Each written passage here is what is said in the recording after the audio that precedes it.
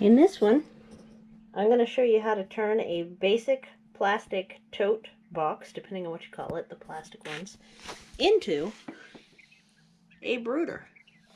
These are boxes I'm not fully using because I did some downsizing a couple years ago. I actually have extra plastic boxes, so it seemed like a good solution. Randall's crying at us, and Oops is sitting pretty. So if this seems like the kind of thing that you'd be interested in seeing how to make, stick around. Hope you enjoy. See you then. Time lapse now.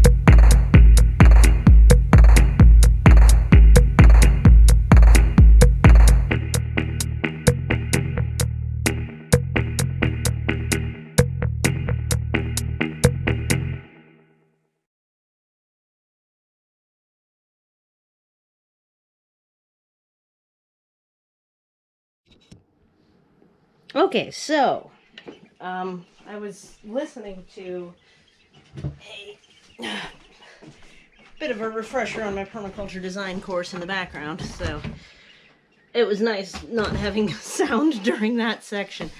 But now it's time to show the function of what I've just made. First thing I'm gonna do is, whoa, spill water all over the floor, apparently. Yeah, let me go get some paper towels.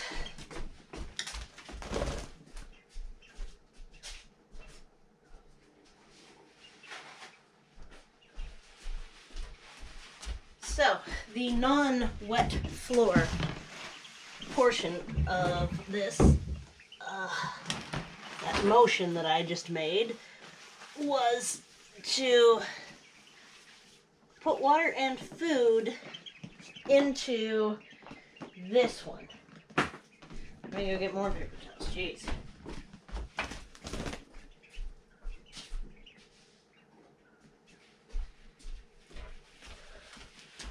Whew. Goodness. Poor floor.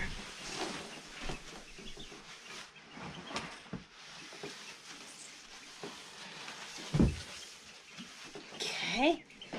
And to let it dry, I'm going to actually put it up on top of this for a bit. So the concept here is the lids are interchangeable. There are no exposed sharp edges like there always was on this one. I still have the scars on my leg from that corner of this puppy and walking into it. Howie! But it turns out we have a lot of roosters and not as many hens. So I want to separate them. You're a hen, I think.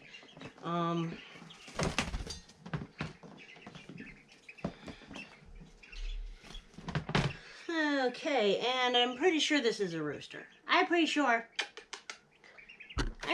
What do you think, Oops? Is your friend?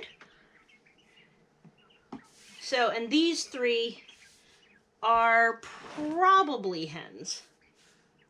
Well, you're almost definitely. Hobbled bird is almost definitely. Hobbled bird needs a soak, a blow dryer, and a splint removal because hobbled bird never got better, and that's just how it is sometimes. I'm going to make sure the roosters have full open access to the dispense feeder, like this one here. And the hens, they'll have enough food, but I'm not going to, like, overfeed them. Come back here, little brown roux. Thank you, Oops, for telling me. I had kind of forgotten. All right. So I do have extra waterers and extra feeders, which is good, of brooder size. All of that is really good. Ha. Burbs. Oh yeah. Zip ties, are they nommy to chew on? So, and eventually I'm going to put that feeder in a suspension thingamajig.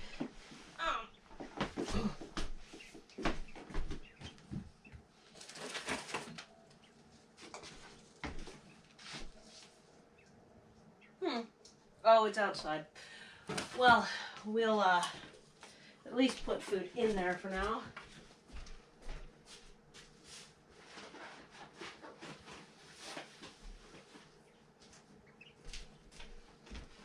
The original no spill chick feeder is what I will give these guys. It works without the dispenser on top. I will link in the description, provided I can find it.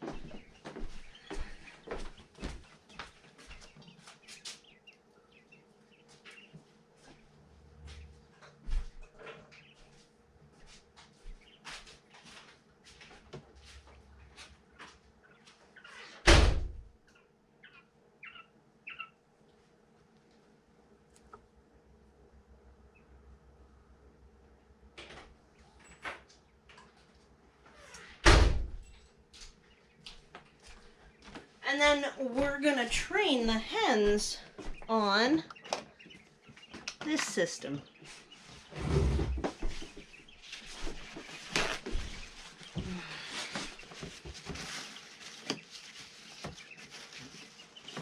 That one's actually leaking, I think.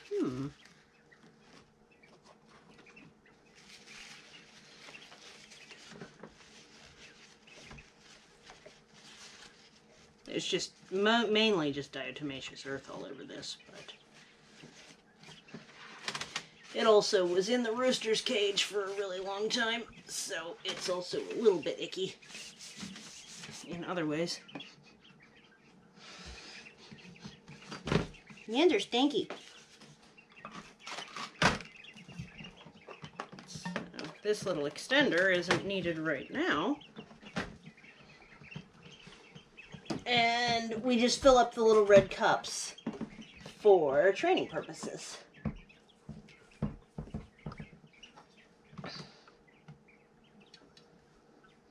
Hopefully this will clear the floor. Oh, not really, nope. Sits on the ground, and that's what makes it leak. Alright, well there's only 3 in there. So, where did I just set that down? So the little mini one is fine, which literally was just in my hands. What did I do?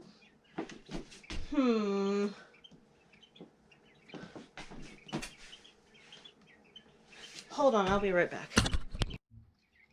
Okay, found it. We're recording, right? Yes, good.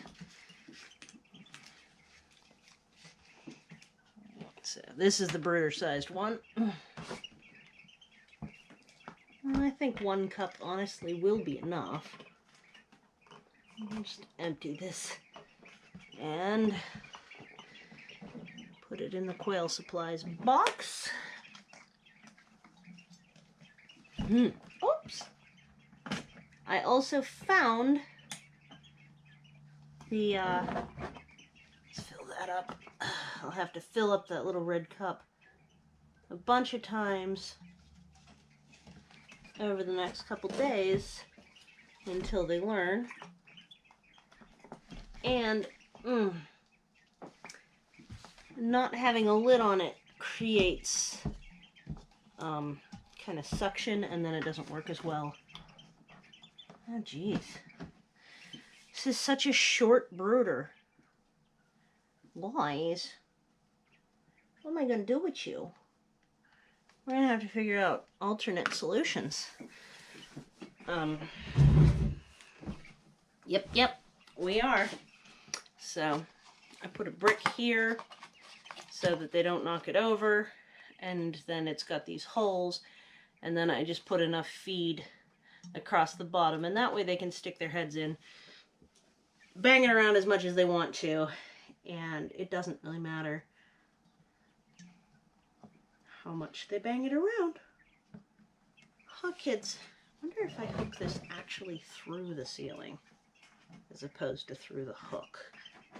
Would that do the trick? No. Holy butts. Welcome to a strange phrase of mine. Huh. Still no dice. Enjoy your string. It's off the ground a little bit, but not much. Is it actually? No, it's got like a little bit of a tripod effect going on. The hobbled one crawled right in the dish. You're going to get your toes packed. Because your feet are in the food. Yeah, this helps them not climb in and poop all in the food. And then the other thing that they do is kick it around like it's chicken scratch. That is something that they do a lot, actually. So, in here we have roosters. And in here we have hens. And everybody seems pretty good.